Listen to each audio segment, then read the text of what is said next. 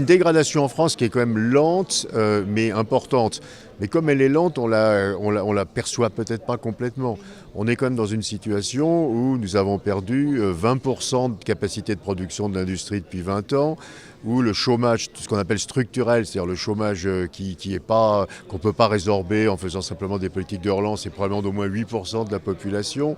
On a un taux de pauvreté qui a un tout petit peu baissé, mais enfin qui reste extrêmement élevé. Donc on a vraiment une économie qui s'est dégradée. C'est quoi les 3 ou 4 grandes réformes nécessaires? C'est probablement une grande réforme fiscale. On a une fiscalité qui pèse de façon anormale sur le travail, ce qui est quand même une très mauvaise idée par rapport aux autres pays.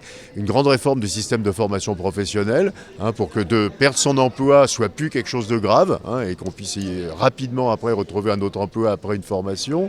Il faut une réforme probablement du système éducatif et du système d'apprentissage. Et puis une réforme très très clairement, il me semble aussi, des contrats de travail. Certaines réformes qui seraient non conflictuelles, positives, ayant des effets rapides, ne sont pas faites pour des raisons totalement mystérieuses. Et j'évoquais par exemple le coût du travail peu qualifié.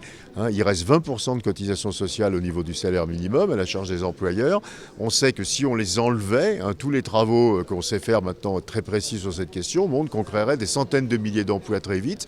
Et donc il y a un certain nombre de choses qui auraient des effets positifs qui ne sont pas l'objet d'un conflit politique ou avec les partenaires sociaux et que bizarrement on ne fait pas. Donc ceci est assez inexplicable.